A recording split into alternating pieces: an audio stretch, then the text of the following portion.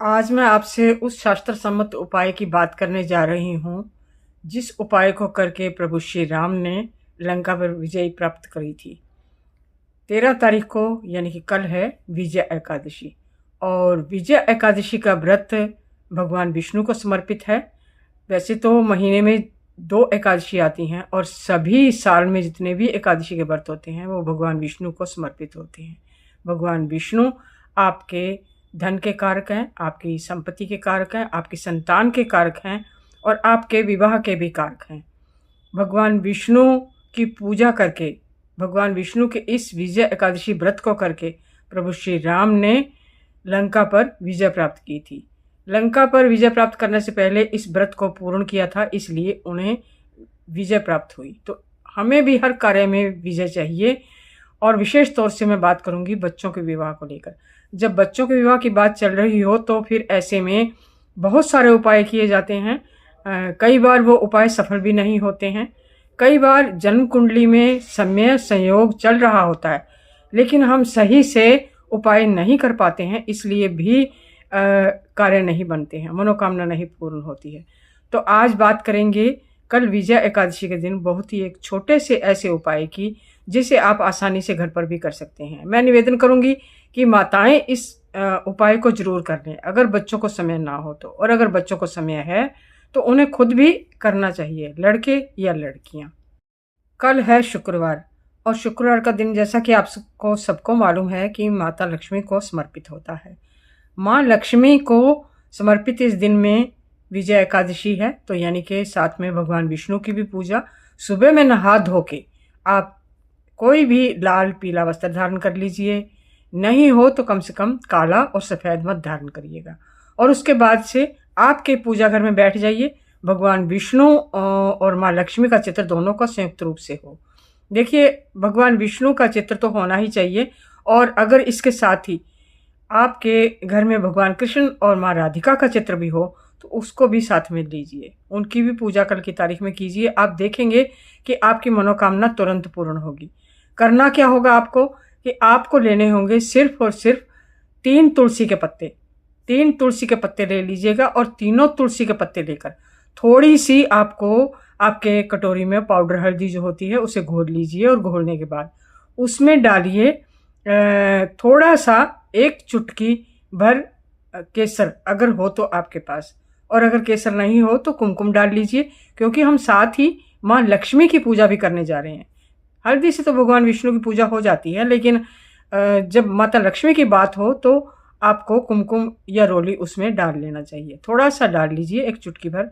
और डालने के बाद अब ये जो पेस्ट घोल तैयार हो गया है, इसको लेकर आप छोटी सी एक दिया सिलाई का तिनका ले लीजिए, और उसके ऊपर लिखिए तुलसी के पत्ते के सीधी साइड में, उल्टी साइड में नहीं, सीधी साइड में लिखिए ओम विष्णुवे नमः। तीनों पत्तों पर लिख दीजिए सीधा लंबाई में ओम विष्णुवे नमः। छोटा सा लिखा जाएगा, आप लिख सकते हैं। बच्चे तो बहुत आसानी से कर सकते हैं, वैसे चाहें तो माताएं भी कर सकती हैं, ऐसी कोई बात नहीं है।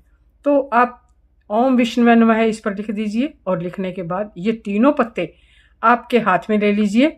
आपको सीधे हाथ में ले लेना है और उल्टा हाथ उसके नीचे लगा लेना है। और अब भगवान विष्णु के इसी मंत्र का, जो आपने पत्ते पर लिखा है, इसी मंत्र को आपको जप करना है। कितना बार? अनगिनत बार। जितनी बार आपकी श्रद्धा हो, आपका मन हो, आप इसको जाप कर सकते हैं। कम से कम अगर संख्या में करना चाहें तो 21 बार कर लीजिए, 108 बार कर लीजिए। लेकिन मैं ये कहूँगी, आपका जितनी देर मन लगे उतनी देर ओम विष्णुवे नमः, ओम विष्णुवे नमः, ओम विष्णुवे नमः का जाप लगातार करें। कम से कम 4-5 मिनट करें, मन लगाकर श्रद्धा और पूर्ण विश्वास के साथ करें। भगवान विष्णु के सामने आप पूरी अपनी मन की इच्छा जाहिर करें, उनके सामने रखें कि बच्चों के विवाह में जितनी भी देरी है वो सारी देरी समाप्त हो जाए। क्या कारण है कि बच्चों के विवाह में देरी हो रही है या उनका विवाह योग नहीं बन रहा है? हमसे कोई गलती हो तो हम क्षमा मांगते हैं। बच्चों से जाने अनजाने में किसी प्रकार का कोई दोष हुआ हो तो तब भी हम क्षमा मांगते हैं। कल के दिन माफ़ी मांगना, क्षमा मांगना बहुत ज़रूरी है भगवान विष्णु माँ लक्ष्मी के सामने। आप भगवान विष्णु माँ लक्ष्मी के सामने माफ़ी मांग लीजिए, और किए कराए की जो भी जाने अनजाने में आपसे दिक्कतें हुई हों, परेशानियां हुई हों, हम नहीं जानते, बहुत बार जीवन में ज़िंदगी जैसे जैसे चलती है तो बहुत सारी ऐसी बातें हो जाती हैं, हमसे किसी का मन दुख जाता है, हमसे किसी को चोट लग जाती है, किसी का दिल दुख जाता है, किसी के लिए अहित हो जाता है, किसी जीव जंतु जो छोटे बेजुबान जानवर होते हैं उनका अहित हो जाता है। तो ऐसे में हमें पता नहीं चलता कि हमारे जो जीवन में कई बार किसी प्रकार का कोई भुगतान है या किसी प्रकार का कोई परेशानी आई है तो वो किस कारण से आई है।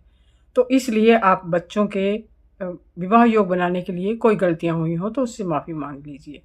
और अब इन 3 पत्तों को आप भगवान विष्णु के चरणों में अर्पित कर दीजिए। और बस अब आप अपनी जो भी पूजा करना चाहें भगवान विष्णु के आगे करिए। उनको कोई फल अर्पित करना चाहें, कोई मिठाई अर्पित करना चाहें, कोई भोग अर्पित करना चाहें, कोई वस्त्र अर्पित करना चाहें, जो भी करना चाहें करें, उनकी आरती करें और उसके बाद से आप खड़े हो सकते हैं। अब ये जो तीनों पत्ते हैं, इन 3 पत्तों को आप जैसे ही सायंकाल या अगला दिन हो जाए तो उठा लीजिए। उठाने के बाद अपने पास रख लीजिए और 1, 2 दिन, 3 दिन, 4 दिन इन पत्तों को अपने कटोरी में ही रखिए। ये सूख जाएंगे। सूखने के बाद इनको मसल कर पाउडर सा बना लीजिए। अब आपके घर में जितने भी रिश्ते आएँ, रिश्ते वाले आएँ, आप देखेंगे वो मुड़ेंगे नहीं, अगर आपकी पसंद के हैं तो। और अगर मान लीजिए आपकी पसंद के नहीं हैं तो फिर तो मुश्किल है। लेकिन अगर आपको लगे कि ये रिश्ते वाला आया है और हमें बिल्कुल पसंद है ये रिश्ता, उसको ये जो तुलसी के पत्ते हैं भगवान का प्रसाद है, जो आपने विजय एकादशी के दिन इस उपाय को किया है, इस तुलसी के पाउडर को थोड़ा सा उस चाय में डाल दीजिए या खाने पीने की किसी भी चीज़ में डाल के उनको खिला दीजिए। आप देखेंगे वो मना ही नहीं करेंगे रिश्ते को। रिश्ता आपका पक्का होगा और उस रिश्ते के लिए, जिस रिश्ते के लिए आप बहुत समय से प्रयास कर रहे हैं, वो रिश्ता वापिस नहीं मुड़ेगा और बच्चों का तय हो जाएगा। ज़रूर करिएगा कल विजय एकादशी के दिन। ये बहुत छोटा सा आसान सा उपाय जो आप घर में ही कर सकते हैं, जिसको बाहर जाके करने की कोई ज़रूरत नहीं, कोई सामग्री की ज़रूरत नहीं है। तो वीडियो में अगर आपको जानकारी अच्छी लगी हो तो प्लीज़ वीडियो को लाइक करें, शेयर करें। चैनल पर पहली बार आए हों तो सब्सक्राइब ज़रूर कीजिए।